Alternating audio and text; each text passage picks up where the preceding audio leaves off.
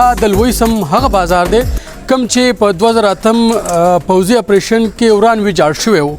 او دلته کې یو دکان هم په نظر باندې نه راته نن څو کاله پس دغه بازار بیا جوړ شوی دی او دلته کې هغه رنګینی هم سٹارټ دي دا زما شاته تاسو کتلی شئ چې دغه دکانونه په نظر باندې راځي او دلته کې یو پورا فوډ سټریټ جوړ شوی دی یعنی د خوراکونو یو مرکز هم جوړ شوی دی او په دې مرکز کې چې کوم دی ډېر ښکلي او ذایقه‌دار سیخان هم ملاویږي دلته کې مټن هم ملاویږي دلته کې بیف پلاو ملاویږي دین علاوه دلته کې چې کوم دی ښه زبردست کړایانې هم ملاویږي ما واوري چې شینواری هم پکې ملاویږي دلته کې جوس هم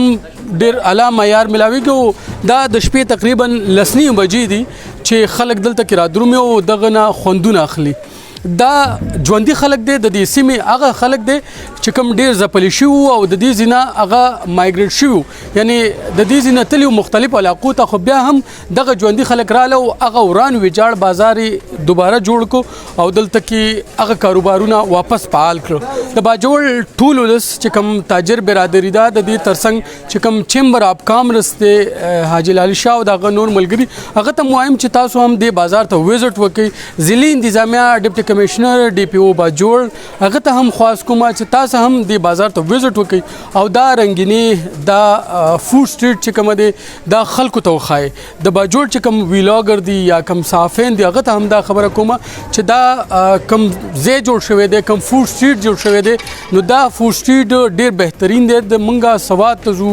کالام ته زو تیمرګری ته زو مختلف ځایونو ته زو خو کومنګه خپل لوکل دا فوډ سټریټ یا د خوراکونو مرکز راچوت کو دنیا ته مخ دو نو د دې خو به یو فائدہ دی چې یو به زمونږ خپل باجوړو سم مشهور شي بیا دا لویدل سیمه پرته سیمه چې کوم دی پسمنده سیمه دا به هم سره چوت شي او بل دا به زمونږ په معاش کې ډېر لوی کردار ادا کی نو ټول چې کوم ذمہدار خلک دی هغه ته دا خبره کوم چې تاسو راشي دلته کې د دې وزټ وکړئ خاص کر د باجوړ چې کوم ځوانان دي د خوراکونو شوقین دي هغه راشي او د دې وزټ وکړئ د دې خوراکونه ټرای کوي چې د خوراکونو کې سونه خوند دی او دلته کې تصویرانو واسي د خپل ملګرو سره او خپل ملګرو ته ولګي یو ځل ضرور راشي او دا ځای د دې ځای چې کوم خوراکونه دي هغه ټرای کوي خواني والی او ملګرو سره شیر کوي ډیر مننه